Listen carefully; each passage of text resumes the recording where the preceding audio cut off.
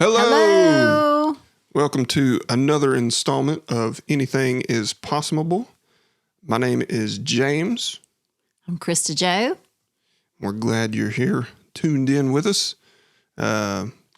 Last week, we sat down with Brady Reed. So if you missed that one, go back and watch it. He's the former bassist of Three Toe Possum, who is currently studying out in Nashville at Belmont University. So it's an interesting episode. Go back and watch that. But today, we have none other than the lead singer and guitarist of the Mourning After Jill, Mr. Alex Whitley. Hello, hello. Yeah. We've known each other quite a long time. Quite a long time. Yeah. Almost as long as me and Justice have known each other. You know, the thing is, that's almost true. Yeah. It's almost true. Yeah. Do you remember when y'all first met? When me and Justice, we met each other, a year or two maybe before I met James. And for those that don't know, Justice is my younger brother. Yes. Yeah. We also did an episode with him. Go watch that. It's a good episode. I'm plugging your show. Thanks. So me and Justice, I was in middle school band. Played trombone. I was a hardcore band geek. I love every bit of it. And I had this opportunity in 8th grade to join the high school marching band. So I had to try out.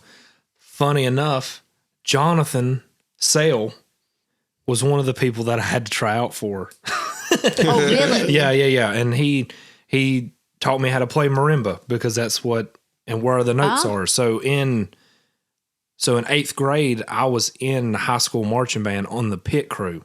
So I played marimba and shakers and all that stuff. And who else was in the pit crew? Justice. And I remember going up to Justice and going, "Hey, I've seen you play bass in that one band." And then instantly, whether he liked it or not, from that moment on, we were friends. Like, whether it was just me being his friend, maybe he didn't want anything to do with me, I don't know. But we hadn't really talked about it, but he ain't got rid of me yet. So, so that's fun. it. But yeah, that's what it was. And me and Justice become like hardcore friends during that time for a while. So you were playing marimba and he was playing bass in the pit? Yes. Right? Yeah. And then, like during football games, I get to play trombone and then become friends with them. And when I did go to high school, I played trombone. And marched on the field. Yes. Yeah. Until senior year, I really hate to say this, but I mean, I was a drum major in the front and I loved it, but I also did not like it. Yeah. Because I was not part of the herd. I know that sounds weird. You're kind of like up here and you're directing, but like you're not part of the band. It doesn't sound, I was in marching band too. Yeah. I was in the drum line. I played bass drum. So cool. It doesn't sound weird. It is a different dynamic when you're drum major and you're in charge and you can't be out in the middle. Yeah, and like I'm sitting here on this stand and like we're all like practicing and like all the trombone players are talking and laughing and I'm like, I want to be with you guys. I want to be down here. But yeah, I mean, marching band really like, and it's crazy because a lot of people don't get it. Like if you're not in it, you don't get it. I took it very seriously. And it's one of those things of like, I miss school just for that. Mm-hmm. Just the competitions and the sectionals and playing every Friday. I mean, I'm kind of the same with madrigals. Yeah. We weren't performing as often as, marching band did, but that was like the one class that I looked forward to every day because it was almost a break. Yeah. Because it was just kind of like natural just for going me. and singing. Music, yeah, let's go do that. Don't have to do no math. Madrigals is like, is a choral. Some schools don't have that. My high school didn't have. They had show choir and different choirs, but madrigals is a form of choir, right? It's all basically the same, just different names. Yeah, didn't East Wilkes have like different classes? Like they had like the normal there was chorus 1, chorus 2, and then madrigal. And we were the only thing in the band. we call it the band building, but I guess it's the music building. Yeah, yeah. You know, us band people are like, that's the band room. A band of stupid singers. But yeah, me and Justice, we become really good friends for a while. That was great English, by the way. For a while. Was it not? Became friends for a while. Yeah. That's after working. That's after working for a while and having to yell. I've lost my words. But yeah, I mean, and it's crazy because we're still friends, so it's pretty crazy. Yeah. Long time. Yeah. So you auditioned for Jonathan. How was that? Was he hard on you? No. Jonathan being Jonathan, the whole thing was a joke. You know, like it was like, okay, here's a marimba. These are where the notes are. Sight read this. And it was like, okay. And I had never, like, I knew it was basically a piano that you hit with sticks, but I was like, dude, I don't know what these notes are. So yeah, I mean, it's pretty crazy, and it's weird because I still know how to play that song. Oh, really? On marimba, and I've not been able to play it. Yeah, just like burnt into your brain. Yeah, and then I was writing. I remember like in my free time writing stuff on it, but I was like trying to incorporate the piano, and it's not the same. Yeah, but fun. Yeah, that's an instrument I would really like to learn how to play because I don't know how to play it. Yeah, so yeah, it's very useful. I mean, I know like tidbits. Yeah.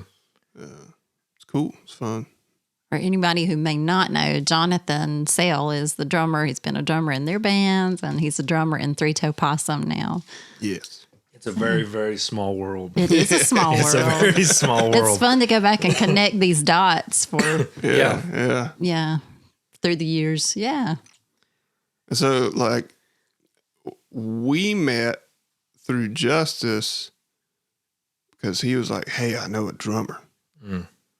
Because poor soul, we weren't playing with Jonathan at that point in time, and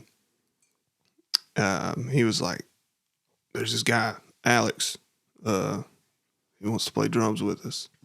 I was like, "Oh, okay, cool." And I think we got together in your basement. Right? Oh yeah. I was so scared. Very scared. I had a first stack drum set that I got when I was like 8. And here I am like 15. Yeah. 14, 15 years old. And I go into my basement and I'm like, that's all I got. And I set up this little first, it's like one cymbal, one hi-hat. And then James and Justice come in with loads of gear, like guitars, mics. And I'm just like, oh God, I don't know what I'm doing right now. And the thing is, part of that loads of gear was a guitar amp that I was running my microphone into, my vocal mic. Hey, I do that now at our practice. Yeah, I get what you're talking about. It worked. It didn't, I mean, rather than bring an actual like freaking sound system in there, we didn't have like any of the compact stuff that was easy to, lug around anywhere. Mm-hmm. So it was just like, we'll plug it into a guitar amp, it'll work. Sounded terrible, but it was loud enough. Yeah. And that's the funny thing, like now that I'm sitting here thinking, like that audition, I remember that we were just like throwing songs at each other. Like, what did we play? It was like, do you know how to play Every Rose Has Thorns? Something like that. You know how to play Pour Some Sugar on Me? Okay, yeah. Yeah, because we were going to play at the homecoming dance. 2 weeks after that. Oh. And here I am, a freshman in high school, barely know anybody, trying out for this band. And then it's like, our first show is in front of the whole entire high school in 2 weeks. And I had no clue what I was getting myself into. What did y'all end up doing that? Yeah. And there's a tape. There's a tape recorded because we recorded the show through a tape recorder. And it's a badly recorded. Like, I set the gain too high, so it is all distorted. I tried to go back and like clean it up. And there may be some like tech now that could clean it up and actually make it listenable. But yeah, it's just like. And the crazy thing is, I don't know that I've ever said this, and I don't think that he would mind. But I was in marching band with Jonathan, and I had become really good friends with Jonathan, and I've started seeing videos online that was 10 more years, like at WXI, stuff like that, and I'm like, oh my gosh, he was in a band, Then start talking, because I knew Justice was in a band, but for some reason it didn't click. Like I seen him perform when I was in 6th grade in middle school. They played like some talent thing or something. And I remember Justice. Maybe that's because he was just, at the time he was just hair. Yeah. Like it was just long hair. Yeah. And I didn't recognize Jonathan. And he told me that he wasn't playing anymore with you guys. And here we are playing this show at the homecoming dance. And who's at the very back corner is Jonathan. And Jonathan is like a phenomenal drummer. And I was so like, I'm not that. Because here I am and I'm like, oh my gosh, here I am. And he's staring, like, he's like, not that he was staring. He might have just been watching, but I was just like, oh my gosh. No pressure. No pressure at all. But that homecoming was weird. We ended up going back and doing it my senior year. Because the first show that we did, they did it weird. The homecoming dance would play like 4 songs. They would stop the music, turn the lights on in the gym, and then we'd play 2 songs. And the lights sharing. So like nobody wanted to be there. I mean, we did, but like everybody odd. Was like, didn't have a stage. We were just like on the gym floor. I think we borrowed a stage from my church. We borrowed a drum riser, I think. Oh, yeah. We did borrow that stage for the senior years show. Yes. We did have a proper-ish stage. We weren't just on the floor. There was a lot of... We're about to talk about... We had lights and stuff, we're going to talk about some shows that are in worse condition than that. I'm excited for it. So are you and Justice the same grade in school? Me and Justice are like... We're not like a month or 2. Like he's like a month older than me or something like that. But he was a grade above me and I was below him. Because you hit that cutoff. Right. So I was like the oldest one in my grade and he was like the youngest in his. So we were, and I gravitated toward people that were older than me. Like in school, like my freshman year, like I was like trying to, I don't know, like, I won't go down that, but like, I'm. I hear a story there. No, there's not a story there. I think that it's just like I'm one of those people that I'm not really big like in the drama and stuff like that. And I know like when you're in a grade, there's a lot of inner drama, and I just try to step out of it. Like I'm not into a lot of that stuff. I'm like, nah, I'm going to be friends. I'm going to move up the ladder. I don't know. We'll hang with some more mature people. I'm going to hang out with, and I'm still like that. Like I've got friends at work that are like 50, and I'm like hanging out with them. And everybody's like, what? No, yeah, it's my best friend.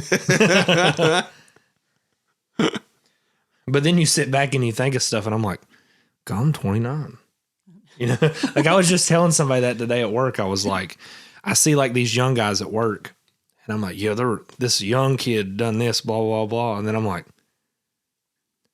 oh my gosh, he's like 25.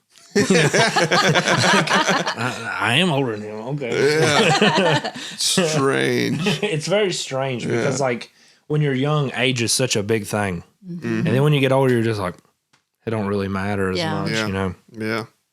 There's some like Nick Bassett. I thought he was like close to my age, and he's like 40, 41. I'm like, dude, I thought you were like 34, 35. And then there's some people that I find out are younger than me where I'm like, I thought you were like 25, 26. No, they're like 21. It's like, And is it funny? Like, this is something like that I've been thinking about a lot. Like, when I see you, we don't see each other age. Yeah. Like when, like my sister, she looks the same age she did when she was 3. You don't, like, even though you don't, it's weird. So like, I don't, I don't know. People be like, oh, they're starting to look old. And I'm like, I don't know. They look the same as they did when I was little. I don't know. Like some cousins that are a little younger. It's like, they just turned 21. It's like, wait, they're still like 13. What are you talking about? He's got one cousin that's like 8 foot tall. Oh, yeah, my nephew, Cole. It's like one time I seen him and we're like the same height. He's young, and then next time I see him, and I'm like looking up at his chest. He's like 6'9", something like that, 6'10". It's crazy because I've always been shorter, and it's funny because I'm not short. No, but like I didn't hit my growth spurt till like junior year of high school. Yeah, and now I'm like hitting a growth spurt like this, like it's all going out. Yeah. It's like when your parents go, one day it's going to catch up to you, and you're like, I'm eating 50 chicken nuggets. Nobody tell me any different. Then one day you look down and you're like, oh, they were right. That should only 849. I got one to grow on.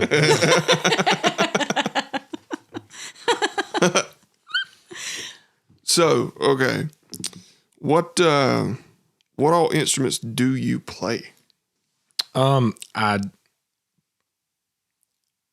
Trombone is the only actual taught instrument I've ever played. Like that was the only one where it's like you actually have somebody sitting down and telling you, drums was, I do play drums, but that was a weird situation because I learned basically having to play shows.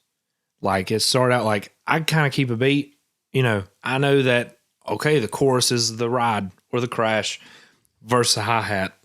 Once I figured that out, but I didn't really start learning it until it's like we're practicing and, which is really funny because I auditioned for their band and I'm like, I've not really spent much time behind a drum set, but I guess I did an okay job faking it enough that it didn't. But I think that's the thing of like, I'm glad that I learned that way because I have learned a lot and then going into a band, I'm kind of like learning with them. Like, yeah. And I think that's why our sound evolved so much through that 10 more years. But I do play guitar and it's not like, if you tell me to play a chord, I can't play it. I don't know a chord. That's not, I found out that a lot of punk rock is like that. I guess that's a bar chord, I guess. Like power chord. There you go. Yeah. See, I don't even know. But power chords, and I actually tune the guitar. I drop it, the top or the low string, so that I can actually go and hold it and it's a chord. But it's, I don't know. I have learned a lot more about guitar, but it's also because same thing I did with drums. Started a band, kind of knew some songs on guitar, and then just as you play shows and you start kind of learning the instrument, that's how you learn. But a little bit of bass, but not just this bricky bass. And marimba.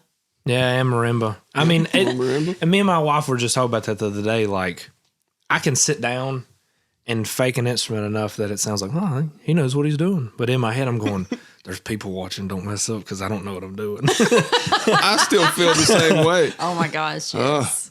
And the singing thing is really weird because like I had always sung like harmonies. And really, to be honest with you, I didn't really want to be the singer of our band, but I liked the simplicity of a 3-piece. And it was like, I can put enough grit on it and fake it enough. And now it's like, now I'm finding things that my vocals did, like our early shows and being very shy and like trying not to, really change your voice that much. It's really crazy once you start doing it, how much you realize like, oh, I can hit those notes. I can do that, Yeah. And that's kind of like every aspect of my life is like, I would rather you throw me in the situation and say, figure it out. So that's kind of how I've learned how to play a lot of my instruments is that way. Just Casey, I'll never forget. I was like, we're talking at work. Hey, we're going to start this band. Boom. I went and bought a guitar. That was it. And I was like, he's like, well, I guess we got to do it now. You're fully committed at that point. Yeah. It's I've already paid money for this guitar. I tried doing that with a workout, like bench and weight set one time. I was like, okay, if I put the money into it, then you'll have the drive. Then I'll have to make you. No. I still didn't work out it didn't work. No, I mean, I get it. Like I've started doing this thing where I'm trying to just walk. Oh yeah. And I'm walking like try to hit about 3 miles a day. Yeah. And it's weird because like the first little bit you're like, I don't want to go. I don't want to do that. Yeah. But now it's like me and my wife are just talking about it, like I just like going out in the nature. Like I don't even care, like I don't even think about it anymore until I'm getting in the car and I hit my clutch and I'm like, oh yeah. You don't think about it. Well, after you get going, usually it's okay. Yeah. And then you're good. But that resistance is like, it seems to be just a natural thing. It's like, no, I don't want to do it. You don't want to do it. Like, I should have just got a double cheeseburger and didn't come here. and just 40 chicken nuggets. Yeah, 40, just 40. That's another thing that's crazy. I know we're jumping topics, but tell me if I'm wrong. I remember you could get 50 chicken nuggets from McDonald's, and it was like $5. It was cheap. You could go and get like 50 chicken. They had like a deal, 50 McNuggets, $5. And I'm like, dude, that's a steal. I mean, and now like you get like a value fry and a 10-piece chicken nugget, and they're like $21.84 to next window. Do you remember the $1.49 10-piece? From Burger King? Yeah, from Burger King. Yeah. Because I feel like they were like 89 cents.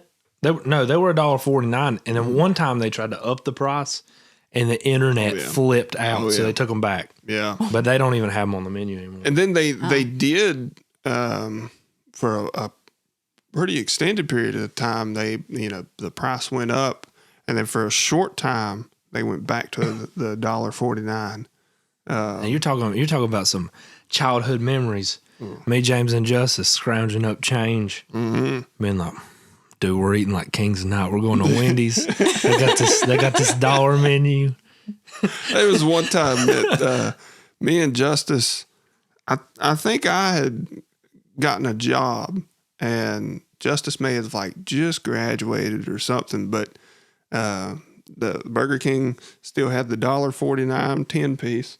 So we took $15 and went and bought 100 chicken nuggets. I was there. I didn't get somebody didn't put me in the memo, but I did. No. But I did. I remember seeing them going to town on all those chicken nuggets. We went through every single one of them. Because you came to the shop.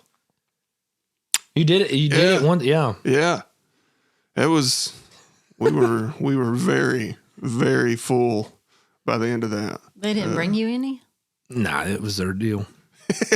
I'm just sitting at the shop because I don't know. I was just hanging out, and then they just walk up with like 4 Burger King bags, and all of them's got nuggets in them.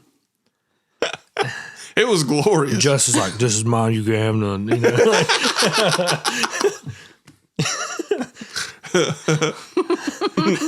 But boy, if I had chicken nuggets, Justice is taking one.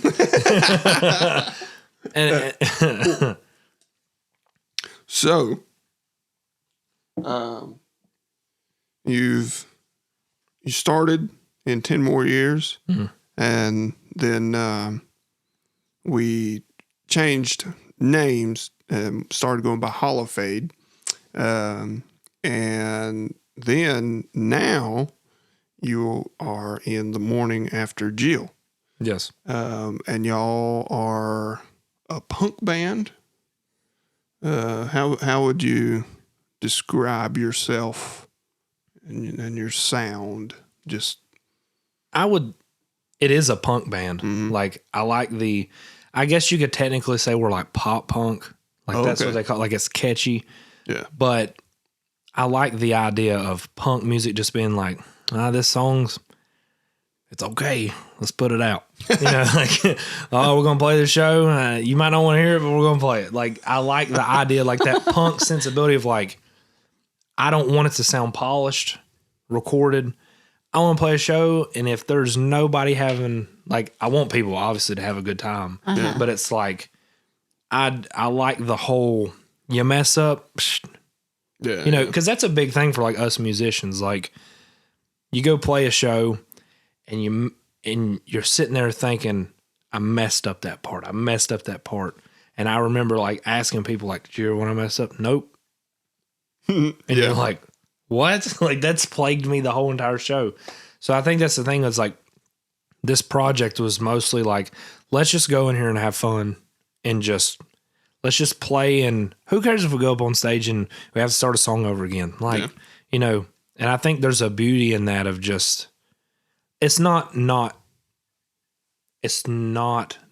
caring.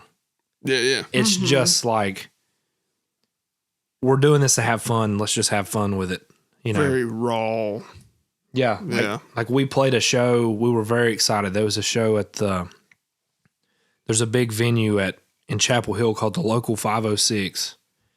We were very pumped because like every picture you see of like, it's packed. And we're like, boy, we've made it, you know, cause there's a bunch of punk bands in Chapel Hill. Like there's a big area and we're like, dude, that's right where we want to be.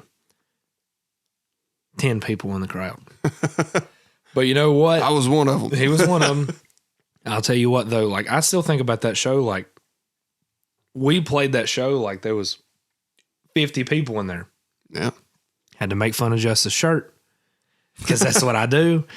And see, that it comes back to our friendship. Like, this guy, it's so bad. I feel so bad for him, but like, I joke about him all the time. But to his face, like he knows, like I'm just like, if we're all sitting here, I'm going to say something like, hey, your hair's messed up. And it's not, but it's just like me I don't know why.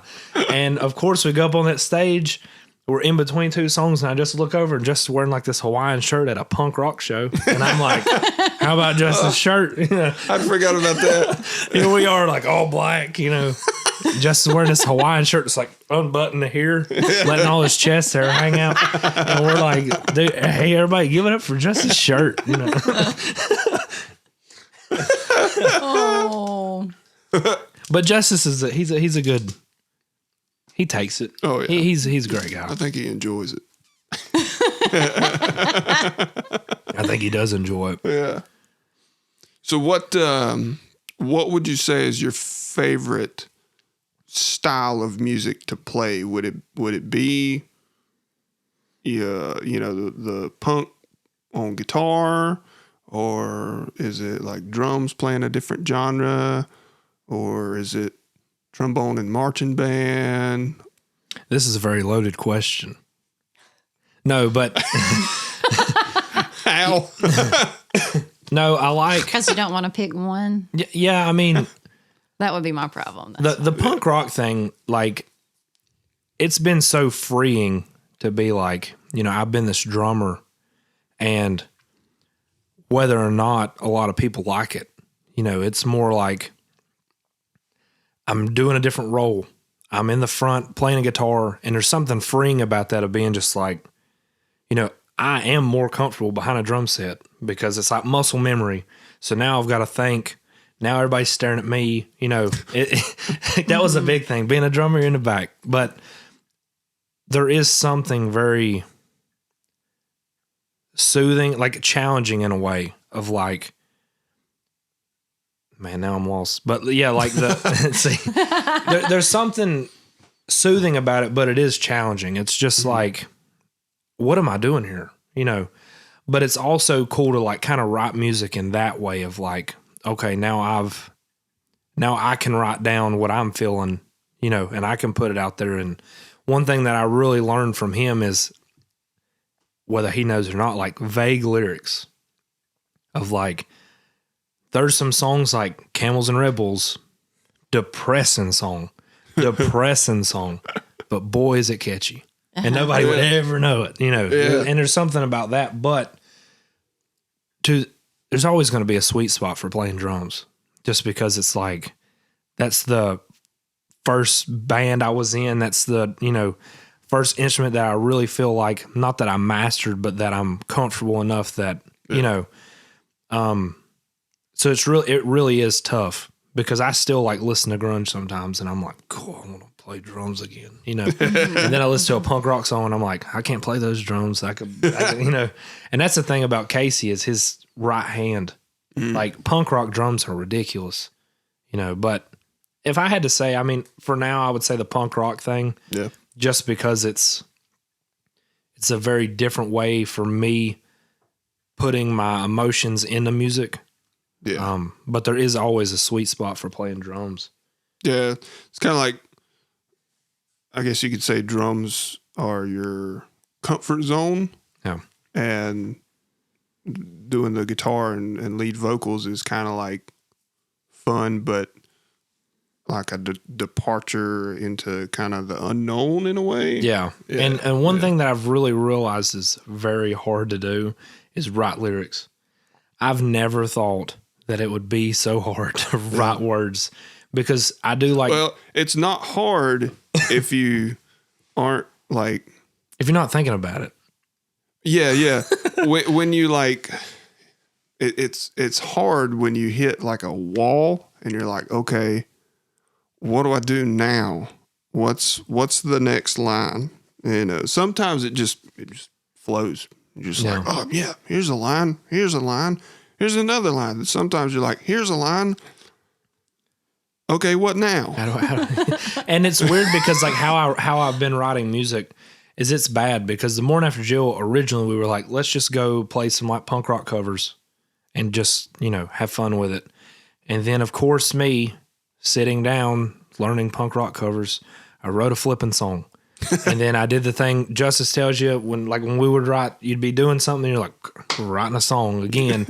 It'd be like that. And the first song I ever wrote, I won't say the title, but the second song I wrote was Camels and Red Bull. And what was the first one? The corn. Corn? Yeah. I feel like that'd be okay.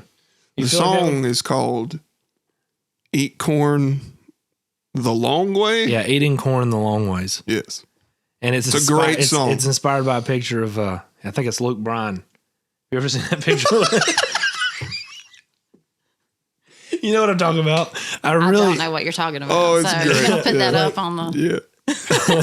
we won't put it up, but just Google search just that. Google it. It's great. No, but like that, I remember. It's not fair. So I'll actually discuss...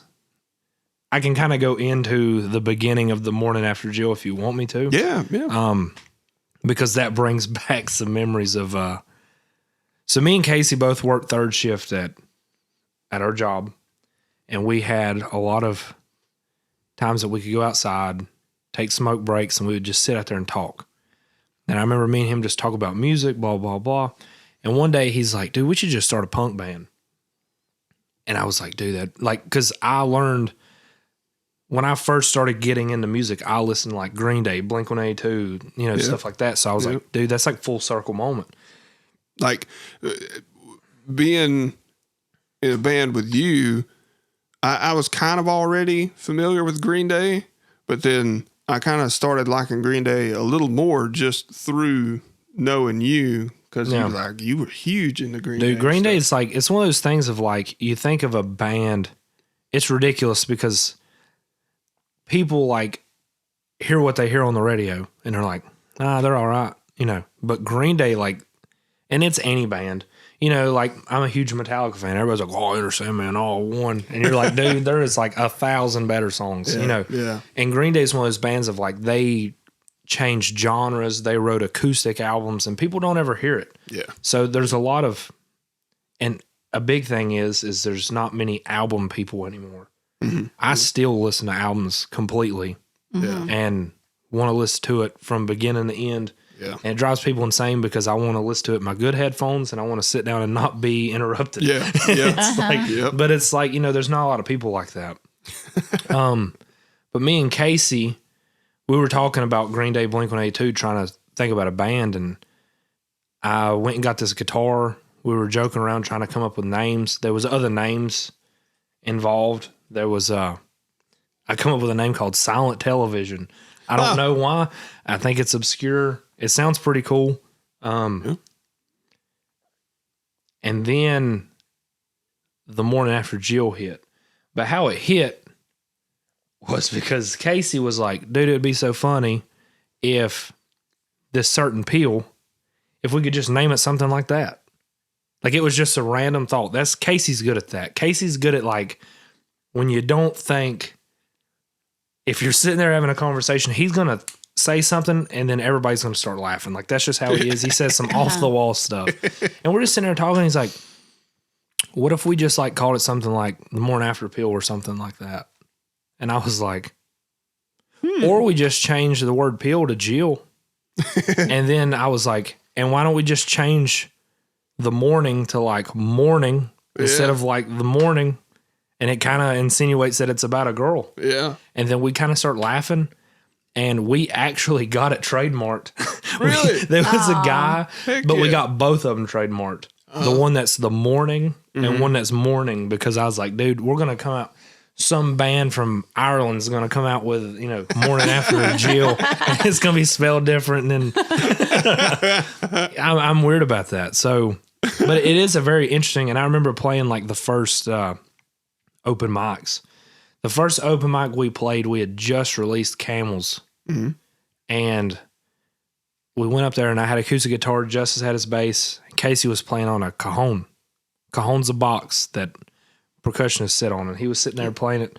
And I was so nervous, dude, because I had never played guitar and sang in front of people. Now, I don't know that there was many people there, but when the lights are dark, you don't know who's there. Yeah. I was like, oh my gosh. You had played guitar and sang in front of people at a Hall of Fame show. We did Mistake by Big Rick. You're right. You played But I guitar. didn't, yeah. And I didn't know what I was doing. James was like, put your finger here, and you put your finger there, and you slide it up here. Drop D tuning, baby.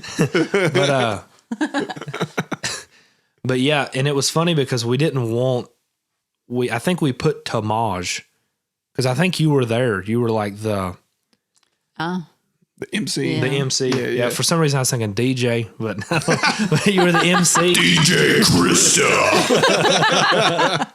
And dude, you got to put some echo effects. When you do the editing, there's got to be some echo effects.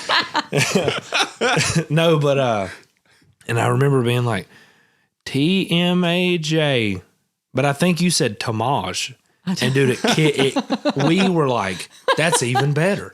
Like, because it was just an acronym. Like, it was like TMAJ, and she said Tamaj, and she's like, I think that's how you say it. And I was like, oh, that's even better. So, like, if you go on our music on Spotify, at first, when you would go like down to the bottom and it shows like the record company or the distribution, it did say Eating Corn the Long Ways Records. That's what it was. And we changed it to Tamaj Records.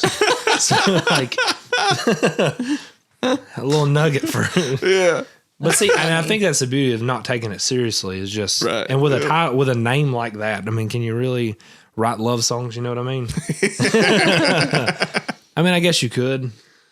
Yeah. And that's another thing that I'm having a hard time with is writing.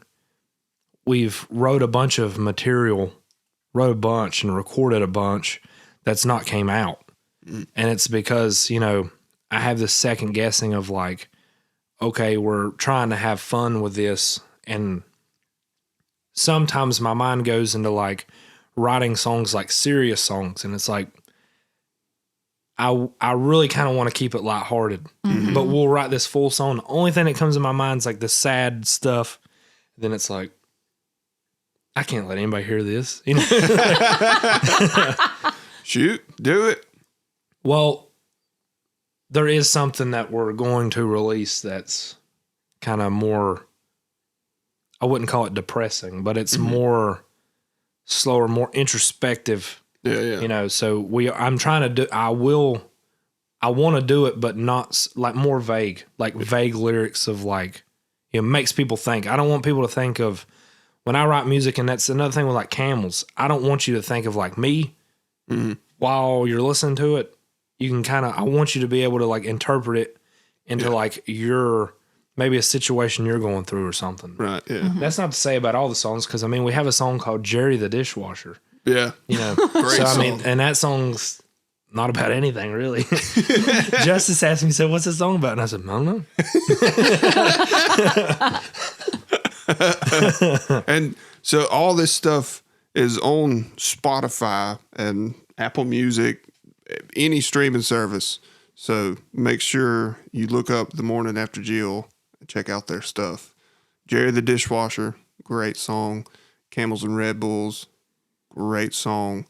I'm just so mad that it's the first one I ever put out, and I'm not going to be able to top it. You know what I'm saying? You set your bar too high. I set the bar too high, and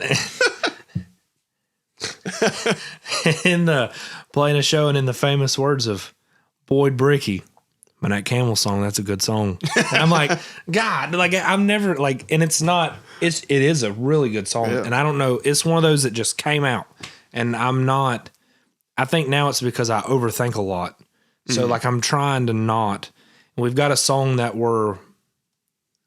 another song we've recorded that's coming out sometime that is a kind of a part 2 to Jerry the Dishwasher, but it's about somebody named Larry.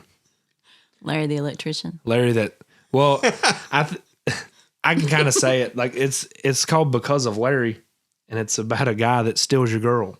Oh. His name's Larry. It's like naming all this stuff like about this girl. Like, what was it? You know. I was wondering, y'all posted something on the Facebook page. Did I not like buy you dinner enough? Did I not do this? Oh, it's because of Larry. Like that's what the song. But the song is so catchy. I remember sitting at the Justice, and he's like, "Is that really the name of it?" Yes. They posted like a screenshot of the text thread, and there was something to do with Larry. Like Larry the Lobster. Yeah, like Justice sent a GIF of or a picture of Larry the Lobster, and I'm like, what is this? What's going on? And the thing is, it's like, it's such a catchy song. We're all really excited about it, but it's like, it's one of those of like, that's what I like doing. It's lighthearted. Mm-hmm. It's catchy. When I try to think of stuff like some of my songs, I would like to, like when I'm writing a chorus, I'm thinking about, not that it's ever going to happen, but like if somebody's singing back to me, how would it sound? Mm-hmm. I want it to be catchy to where like, you know, anybody could listen to it and be like, driving down the road, be like, oh, that's a pretty good song, you know. Mm-hmm. Here's an idea. All right. Take all of your lighthearted songs and material and make an album. And then get together all your like serious, more kind of darker subject matter songs and put those together as an album and release them as, you know, The Mourning After Jill, a sad album. Like that be the title. And then The Mourning After Jill, a happy album. Just have like the face, that like little frowny double face. That's actually not a bad idea. I kind of like it. Yeah, man. Yeah. Oh, and that does bring me to something. I've not ever said anything about this, and I think I said something to you about it at one of your shows, and he probably hadn't listened to it, and that's fine. I've not done any promotion whatsoever. I've started writing solo material and throwing drums and bass, and it's under the title like Sigh. Oh, yeah. Yeah. I listened to something that you, was it up on Spotify? Yeah. I listened through. There's more of that coming? Yeah.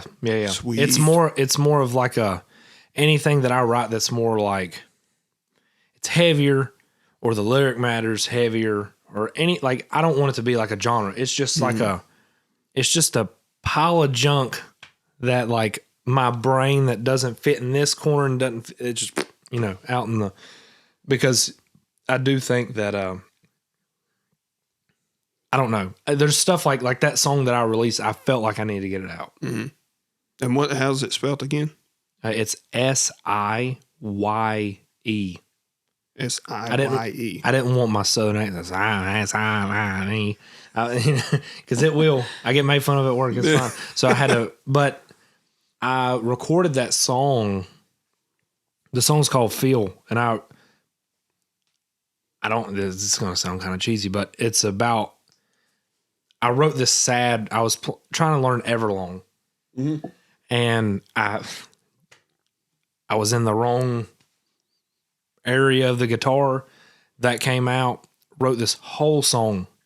And when I started singing lyrics, it was about like a lost one, like someone that you lost. Mm-hmm. And then I was like, I just started thinking like I'm living in my grandma's house that she passed, and I inherited this house.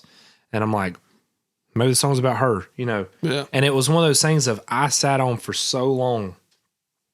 I showed it to the Mourning After Jill guys, and they were down, but I was like, I don't want you to have to play a song that's about my grandmother, So it's more of like, I released it, but I've kind of been like, I eventually want to do like a music video type of thing, but I haven't really done any promotion whatsoever. I just kind of put it out so that in my head, and then, feel like I've done something with it. Mm-hmm. But there's a lot of that music still happening, mainly after this recording session with Tamaj. Yeah.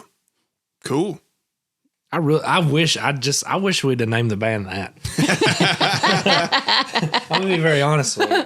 Well, I can mispronounce things for you anytime you need it. Yeah. Just let me know. I mean, I have people call me Alec, so I mean. Oh, really? Oh, golly, I know how that is. Yeah. I always say I've been called worse. And see, it's funny because like at work, I go by James. It's like Eduardo knows me as James. Yeah. And then like. It's weird for me to hear people call you James. Because you're like, my name's James. My name's James. I'm James, But yeah, it's.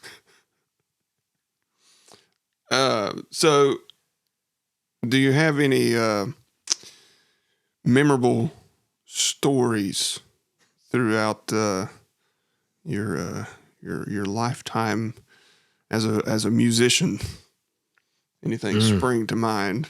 A couple. There's a couple. Lay it on us. Or you don't incriminate. No, I won't do. I won't. Anyone I won't other than justice. yourself. No, I don't know. I remember playing, I think the first big thing that I remember of like, we played there's this big thing that they do in Winston-Salem called Rock the Block. Mm-hmm. And I remember that we were going, God, I hope Nick's watching this. This is going to be funny. We were in the parking deck and we were walking to the show. We were looking at like they would do like 3 bands, and then it was a battle of the bands. They do 3 bands and they pick the top band and they would move to the next thing. And I think it was like a recording session or something.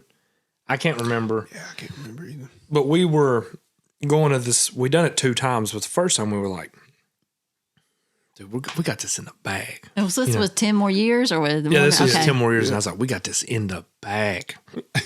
We're all like hyping each other up. We're like, dude, we don't even have to think about it, Because that's one thing I like to do is like, I try to get everybody like, whether they like it or not, I try to get everybody like in the zone. I'm like, buddy, we could go up there and trash it and we'd win, So we go up and this band is playing before us. And at the time on the paper it said The Norm, but now they did go by Nature Rebel Minds.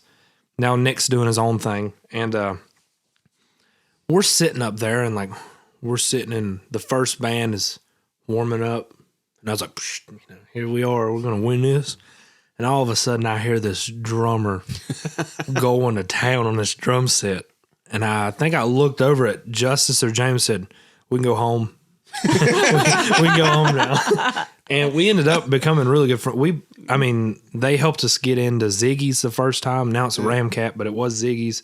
They got us into like somewhere else tavern that was in Greensboro. We hooked up on quite a few shows with The Norm. And they were all great guys. All iterations, because when we first become friends with them, there was like the drummer and the lead singer were the same, but the guitarist and the bassist were different. Yeah, yeah. And then like we played a show and like the guitarist was gone, and then, and we become really good friends with them. I still keep up with them. I like to trash talk the Panthers, the Nick, because And that's Nick Branscombe. Yeah. Okay. Check him out. especially if you're in the Winston-Salem area. He plays around there often doing solo gigs and then gigs with his band, Nick Branscombe and the BPM now. Yeah.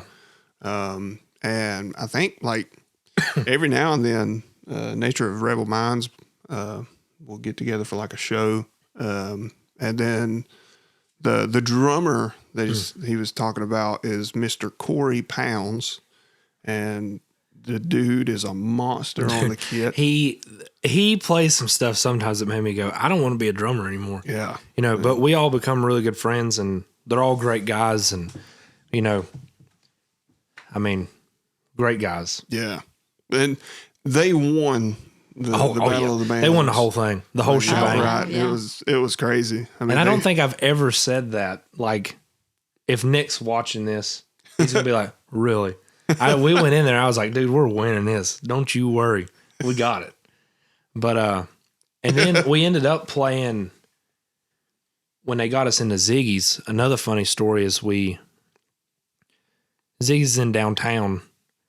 And of course, we left the show. It was actually like my second date with my now wife. So like we dated in high school. She was there. We dated in high school. I went to my junior prom with her, and we played at Ziggy's, and she came.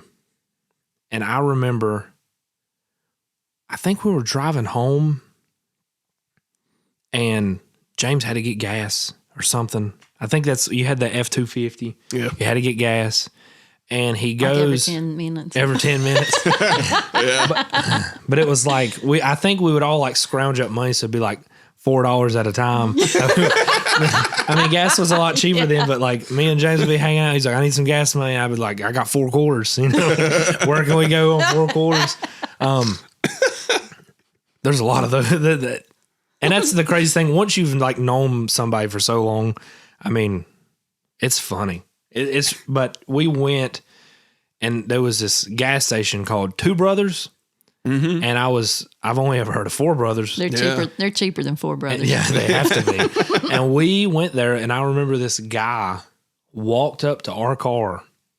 I think James like went inside or something. Oh, and James was like older than everybody. Like, not much, but a couple years. And James walks into the gas station, and me and the guitarist are sitting in the truck, and this dude walks up and knocks on the window, and I'm like, oh my God. Like, it's like 2, 3 in the morning in downtown Winston-Salem, and this dude's like, hey man, you smoke trees?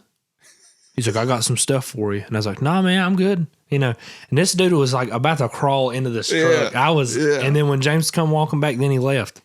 I was like, oh, thank God. I was like, what was that dude talking to you about? I'm like 16-year-olds going, sitting there, we're about to get robbed. I don't know, but I mean, and there's plenty of shows of like we went that, and there was a video or some pictures he posted up a while back. There was this bar called Brewski's at one time, and they were having this open mic, and I remember we were all excited because we're like, dude, they do open mics.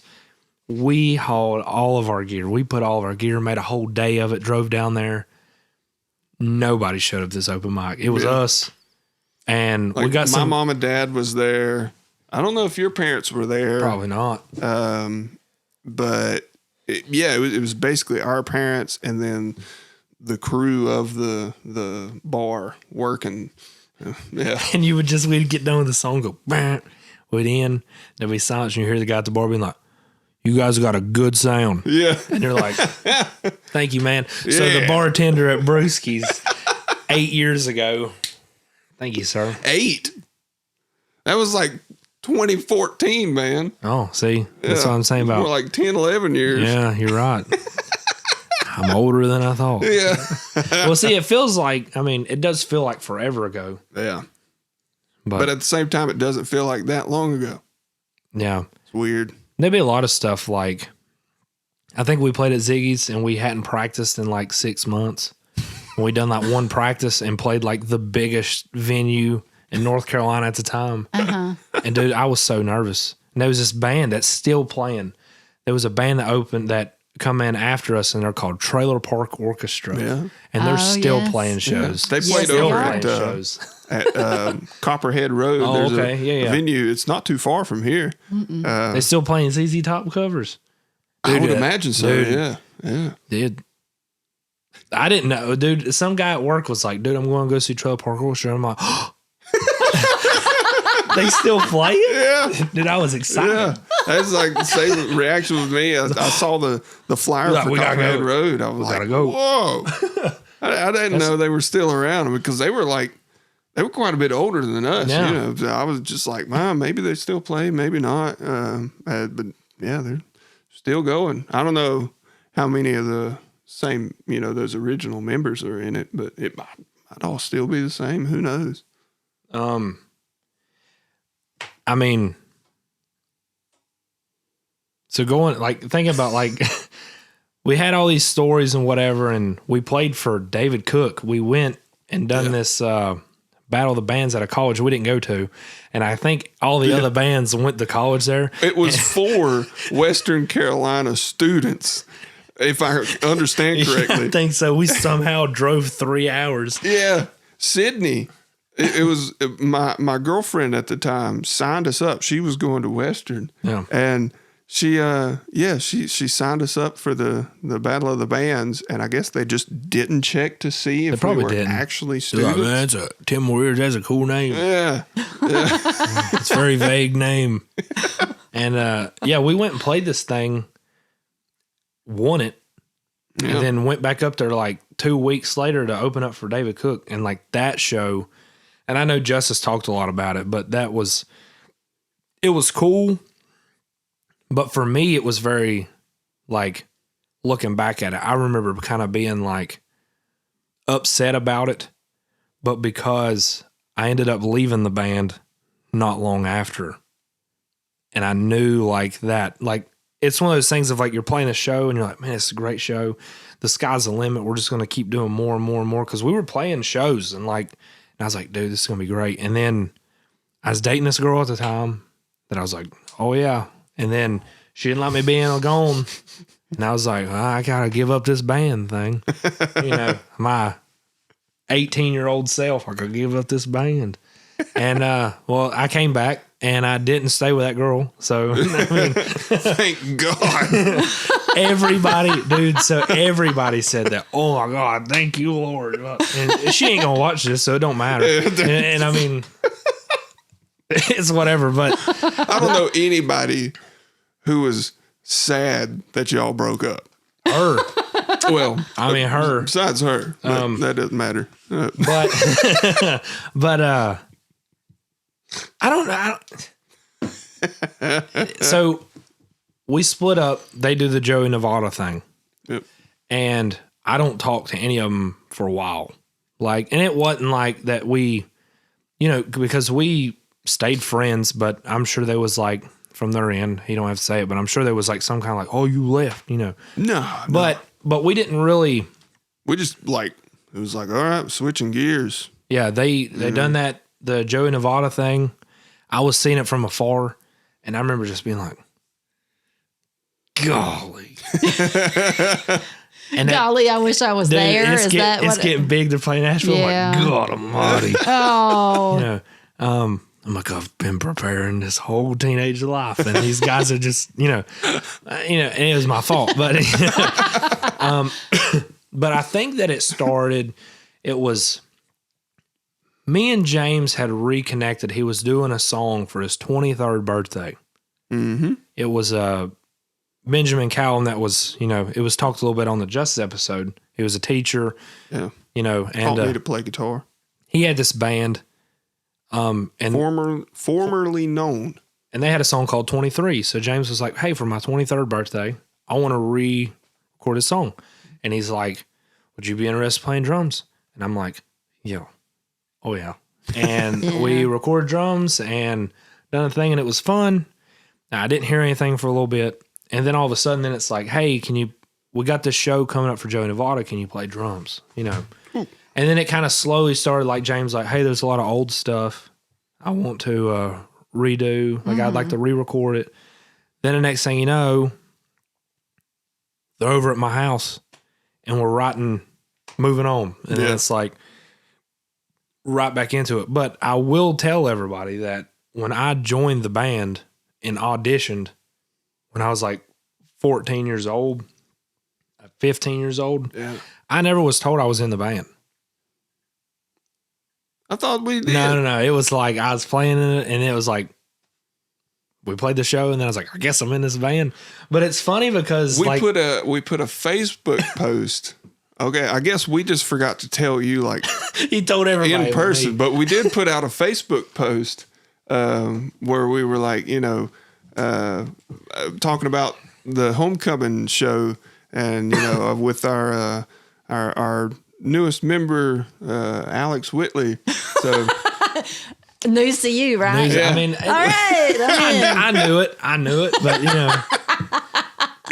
we just missed that step of actually telling you. It's like not proposing to somebody and telling the internet, I'm proposing. I'm asking her to marry me. Oh, this is news to me. No, but it was cool. So we and it was really cool to take the band on and think of it as a different direction because we were older. I know it was just like a 3 or 4 year gap maybe, but I remember just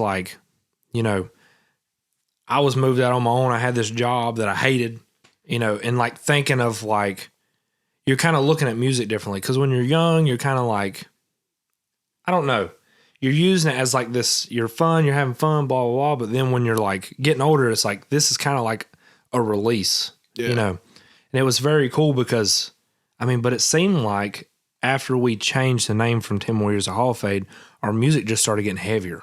Yeah. It started getting heavier.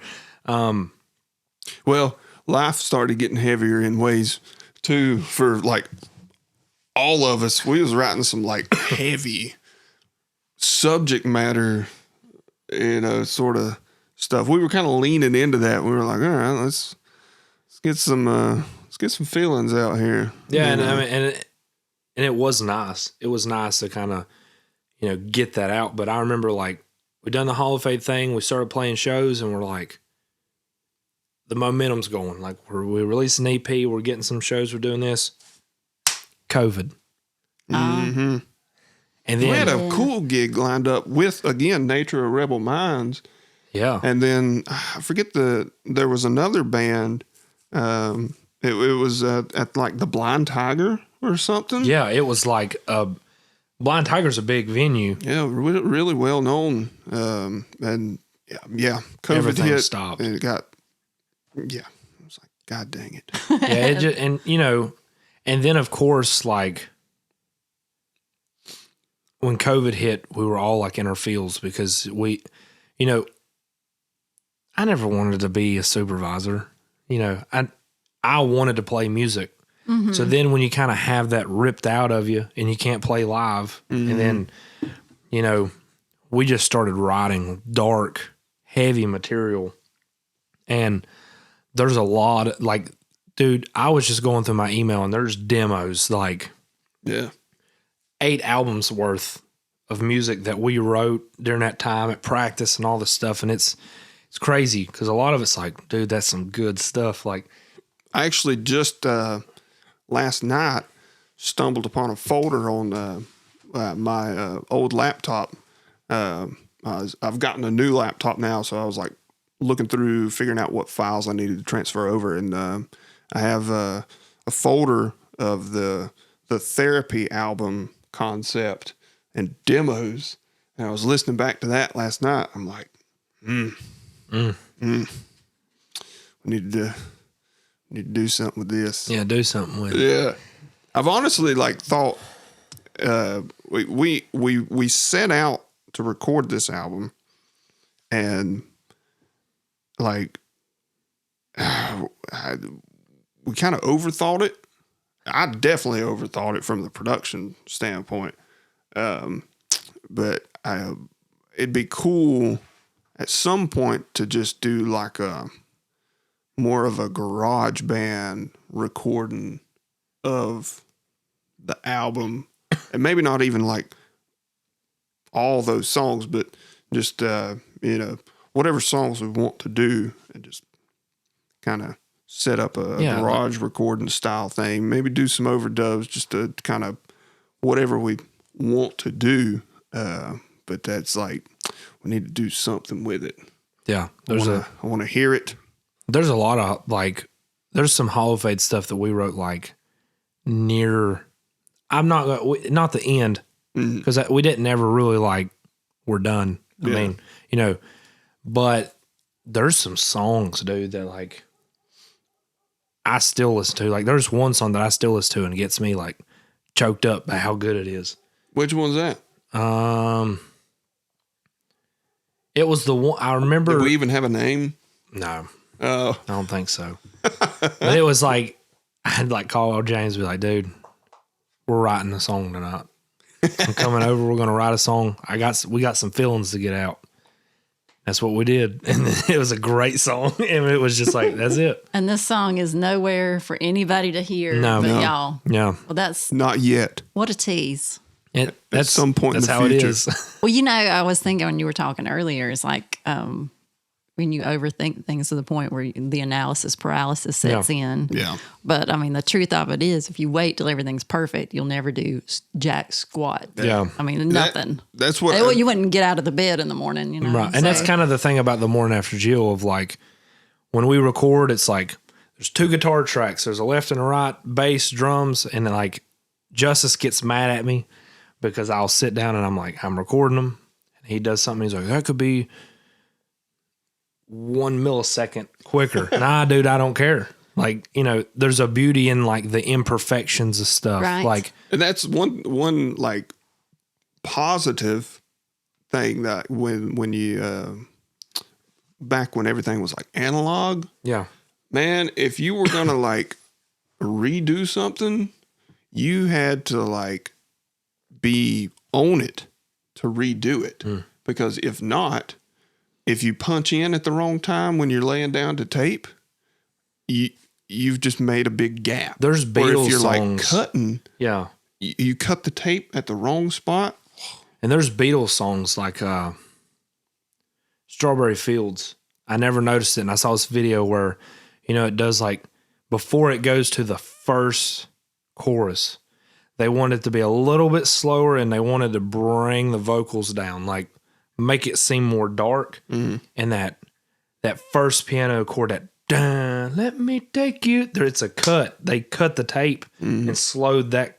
And it's like, dude, there's a beauty to that of just like, nah, who cares? Like, you kind of, recording analog kind of forces you to let things ride, even if it's not perfect, because it's like, oh my God, to redo that part, just that little part is going to be kind of a mountain to climb. Is it worth it to redo that part? And a lot of times it's like, sounds good enough. Where with digital, it's like, oh, you can do 10,000 takes and pick the best one. Let's do it. Yeah, you it's can too much. You can Yeah. you can get in your head hardcore, like with the recording. I think that vocal needs to be a little more over here. Like, I mean, you can really get into the science of it. That's why I was thinking, like, with the Brady interview, he's talking about what he's going to school for. And I couldn't do it because that is tedious. It can be very tedious. Oh, yeah. Yeah.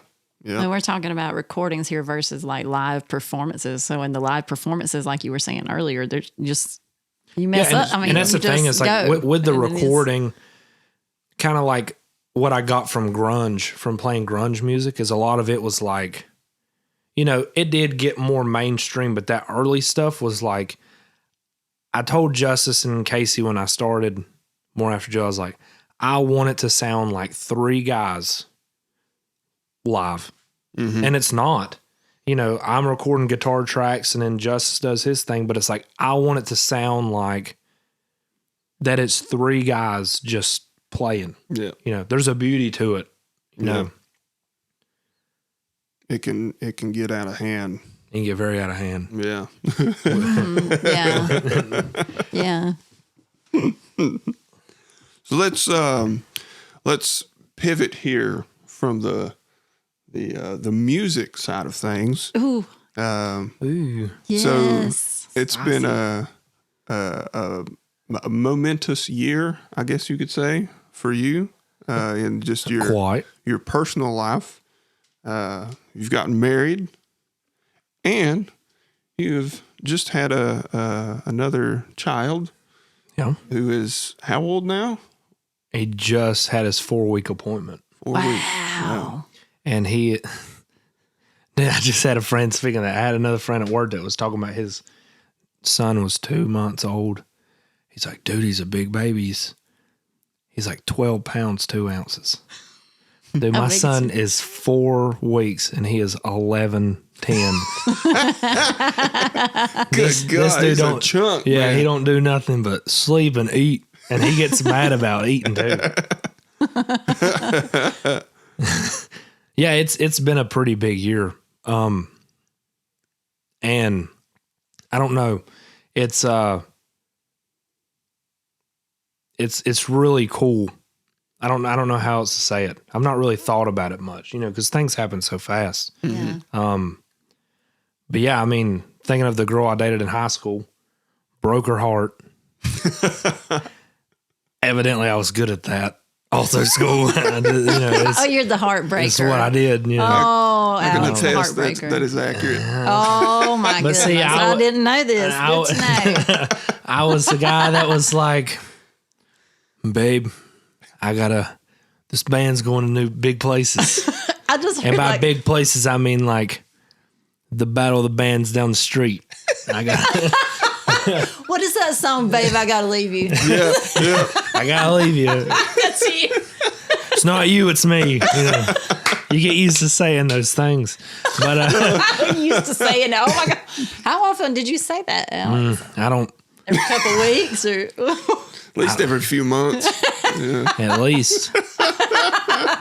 It was bad. But it was really funny. So like me and her didn't speak for like years. Is this so you mentioned you were on your second date like earlier with your now wife? Yeah. So you had a break in there and I actually broke up with her when we were recording an EP. Mm-hmm. Just too much going on and I don't know. well, I mean if you were like 16, 17, 18. Well, I think that it sounds weird. So I'm a very like driven person. So like I'm thinking about this, very focused on certain tasks. Okay. But yeah, we broke up. It was probably something stupid because I'm one of those people that's like, well, if you don't like this, and I guess we're done. Broke her heart. It's bad. I feel bad for it. And she reminds me. Well, you made it up to her by marrying her. So, Yeah, but see, I'm never going to live it up. It's always going to be there. You broke my heart. Oh, man. But just make it up to her every other day. I dated a girl for a while, had a kid, and we split up. And I was like, I'm just going to, and I think this thing is, a lot of times, like I wasn't looking for anything. I was like, I got this kid, I'm going to raise this kid, that's how it's going to be. One day, I was scrolling through Facebook, seen her Facebook, and I said, I'm going to go through some pictures, She knows this. It's nothing. I'm going to creep on her profile. That sounded so creepy. Hey, girl. What, is this how your message started? I'm going to creep on your Facebook page. You looking good these days. But I went through and didn't even think, and I seen this picture, and I was like, oh, she looks pretty cute, and I liked it. And it was like a 2-year-old picture. And you're like, oh no, what did I do? But then if I unlock it, she's going to see on her phone someone liked the picture. She's going to click on it, and obviously that I don't, so I was like, I'm caught. Gotta own it. And you can't like it, then unlike it. no. Yeah. And then she... You can't do it. You just got to own up to the mistake. But it wasn't a mistake. But she messaged me and she like says what any normal person would say. Why did you like that picture? Something like that. And dude, I'm not gonna lie, I was a little intoxicated, and I was like, "Oh god," So I had to like. What'd you say? I think I said, "Oh, it popped up on my Facebook feed, and I liked it," which was an obvious lie because it was a 2-year-old picture. And Facebook's algorithm's a little weird today. It showed me posts from 2 years ago. I don't know. Keep going. And that's a good one. So we started texting. She obviously seen through the lies, and then somehow we were texting, and then she's like, I mean, obviously because I broke her heart once, she just stopped talking to me, and I was like, oh god, I messed up, And then we ended up talking some more. Next thing you know, we're hanging out, and I have never like proposed to anybody because I was like, I can't do it until I know for sure, So that's what I did. And she said no the first time. Ooh. No, I'm just kidding. She said yeah. I was going to say, I didn't know about that. Like, oh my gosh. I said, will you marry me? And she's like, nope. No. She said yeah. And then it was very quick, because then as soon as those words come out of each other's mouth, next thing you know, there's a wedding to plan. And, she put herself through the ringer, because women, you want your wedding to be nice, Guys are just like, show me where to sign, like, where do I show up? I hate what time? What color suit you want me to wear? What time's load in? Yeah. What do I wear? Okay. But yeah, I mean, it's really funny because, you grow up and you're like, oh, dude, you get married and you got suckered in, but it's not like that. It's very weird. And I think that is a difference of being with somebody that you're supposed to be with is like, dude, it feels the same. Like there's no difference. Like, and it's also, we've got this relationship where we're always poking fun at each other. We're always like, I can say like, I'm coming to do this podcast. Okay. It might mean I'm on baby duty tonight, but that's fine. It's whatever.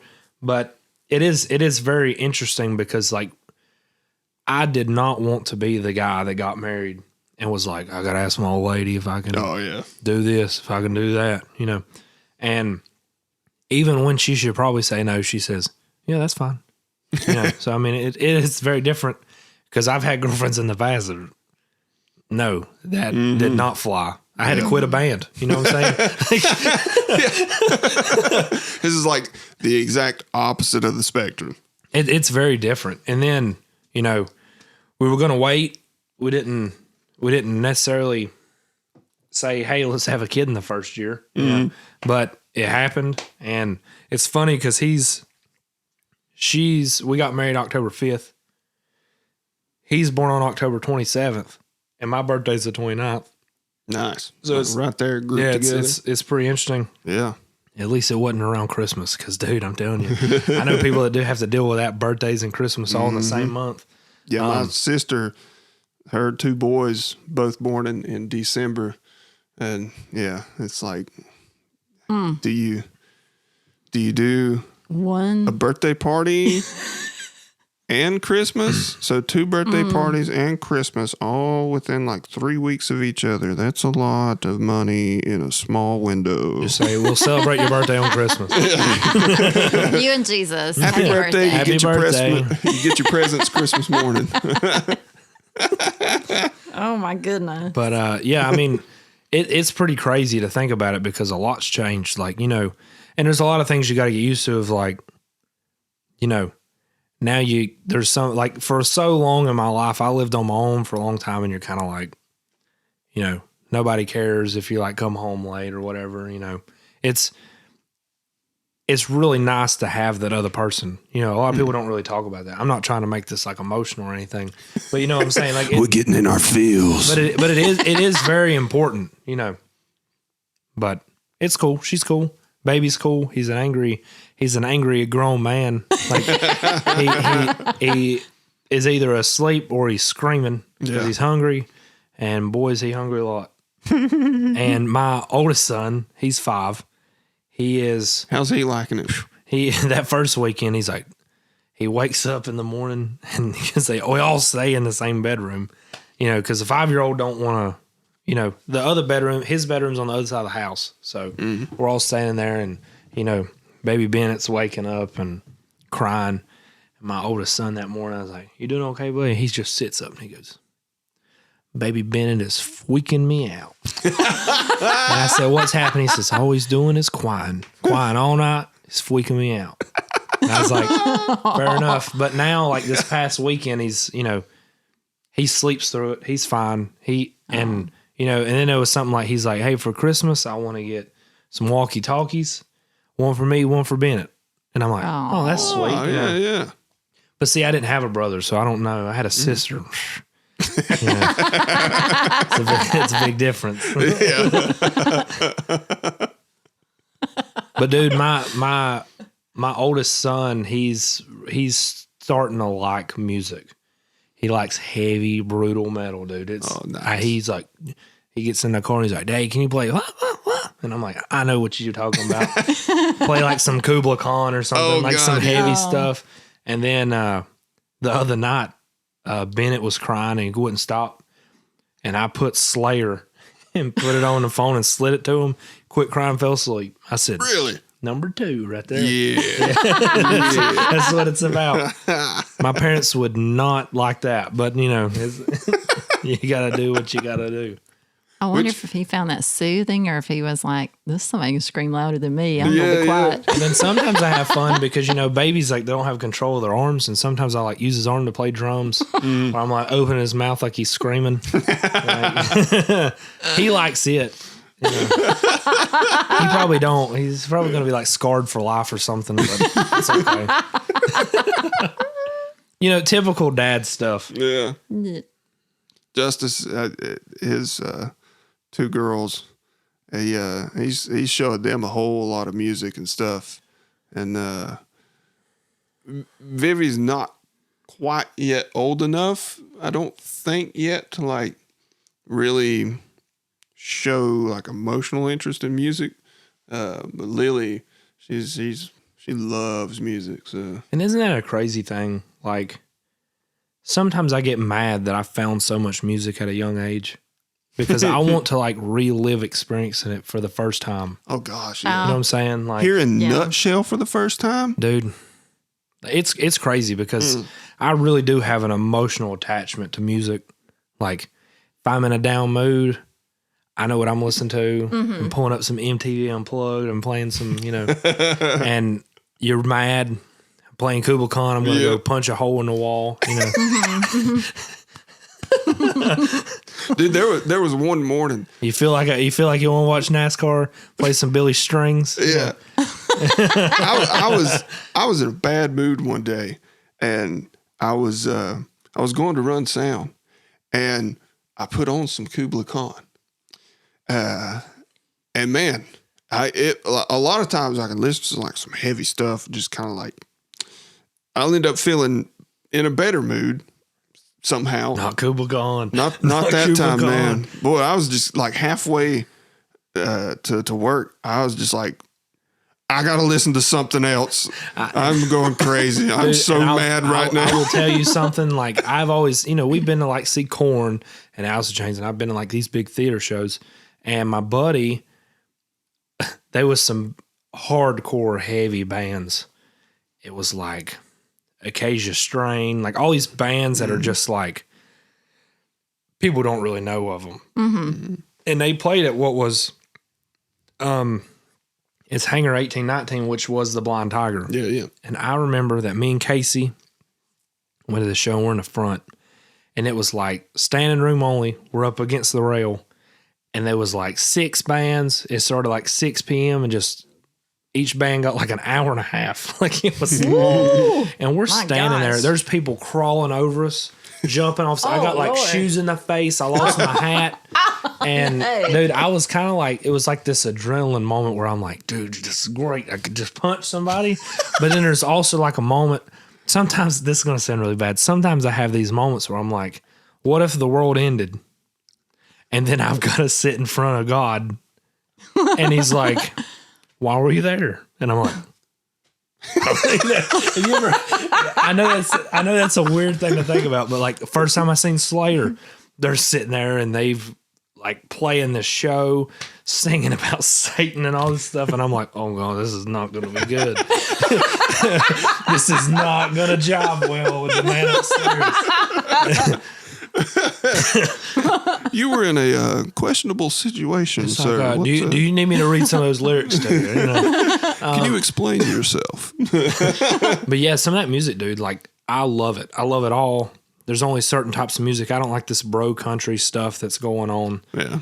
I do like how there's this revival of like with like Billy Strings and like Coulter Wall, Tyler Childers. There's like this whole like it's like a underground, almost a second wave outlaw country. Yes, they're doing the it. opposite of what the mainstream is. Because dude, there's nothing better than outlaw country.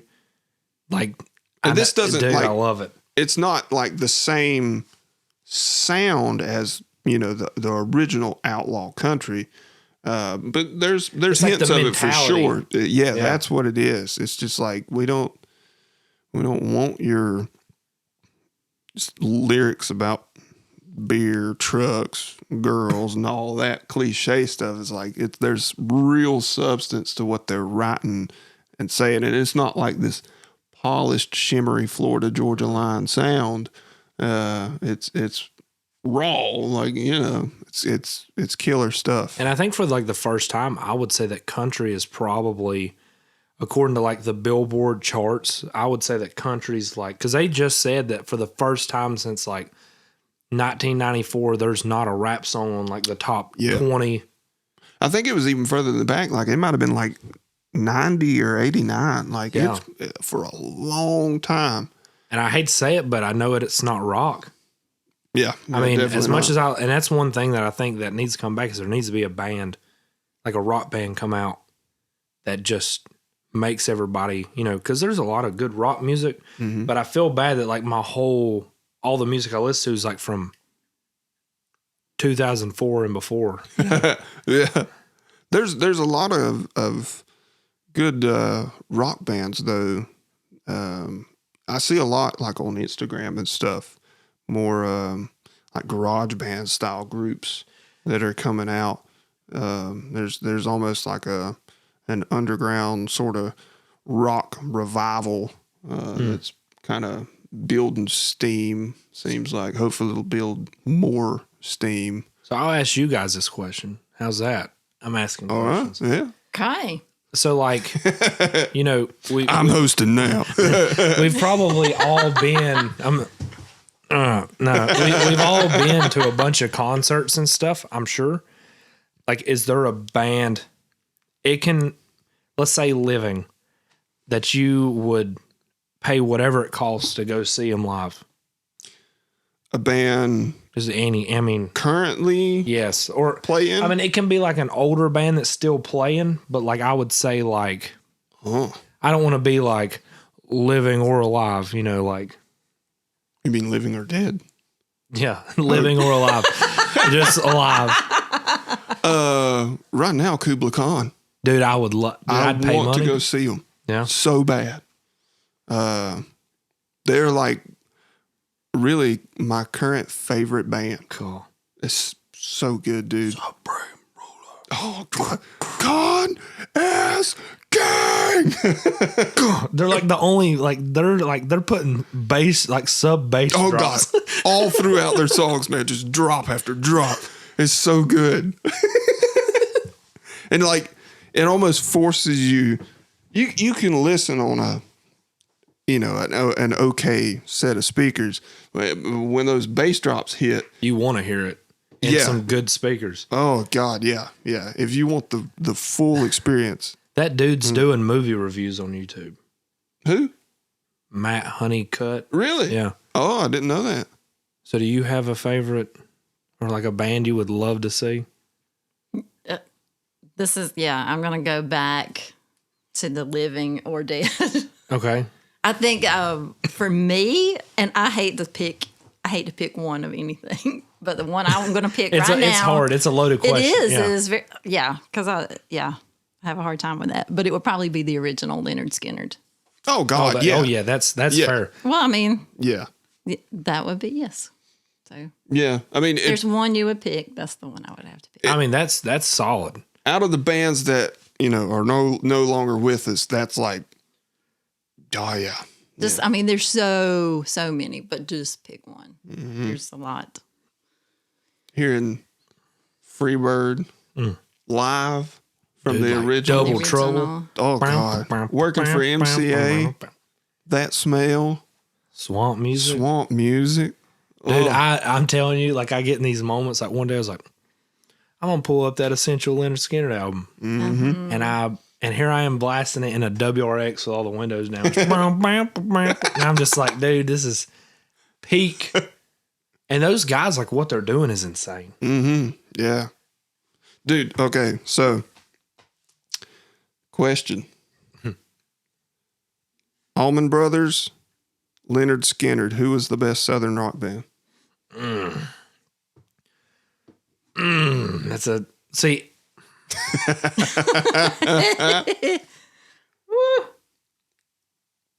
Look, I'd have to say Leonard Skinner. Yes. I would have to say, but that's a tough one. Yeah. Because sometimes you forget about some of those deep cuts, those Allman Brothers, like... It's good stuff. And, I'm a big fan of the Marshall Tucker Band. Mm-hmm. And I think what's wrong with rock music today is that there's not enough flute. I think we need to bring the flute back. Flute back in some rock music. Yeah. More instrumental variety in rock music. Yeah. I think rock kind of pigeonholed itself. Yeah. Like, in a sense. And there's like this band, Opeth, that's this heavy, like, they're like Swedish. Like this Swedish metal band. And they've got a guy that plays piano and organ and having like the contrast, like they'll do like this heavy part and then cut it out and there's like this slight little piano part. Yeah. And it makes it almost sound sinister.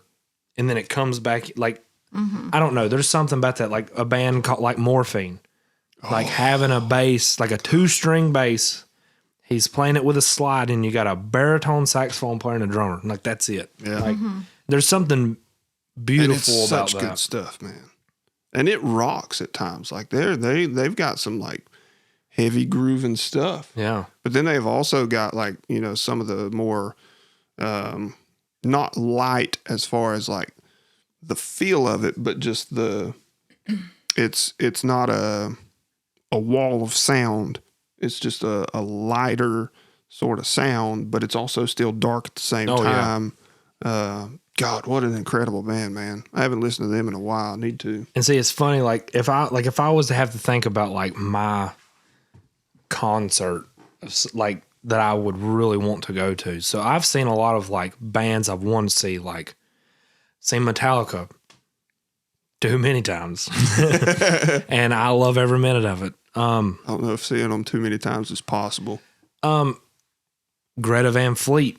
Ooh. I've seen them, and I'm telling you, if that is the best show, I would say that the three best live performing bands. Now, I know like Metallica's this big band, but if you're thinking of like peak live performance, I've always said that it is Korn playing live. Whoever does their sound, they've got everything. Oh, yeah. Dude, Gojira.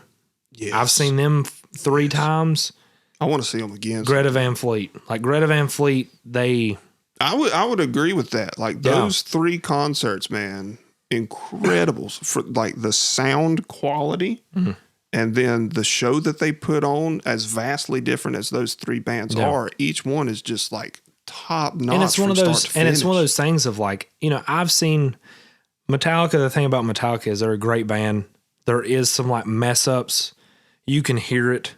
Mm-hmm. But you're seeing flipping Metallica. Yeah. You're like, these dudes have done nothing else since they've been 17. Like you got to give them a break. They've been doing this for a long time. So there's almost like this. They kind of mess up, but what I like is like I seen them in Charlotte, and I've seen them in Chicago twice. I went with Eduardo. I seen them in Pittsburgh. I seen them in Charlotte. They played The Day That Never Comes. I've been looking forward to this. Oh, yeah. A lot of times they play, the normal songs. But like when we went to Chicago, they had 2 nights. Mm-hmm. So they're pulling stuff like Until It Sleeps, Blackened, Like they were pulling these songs out that you don't normally hear. And I heard they were going to be playing Dead Never Comes. I'm like, dude, that's a song.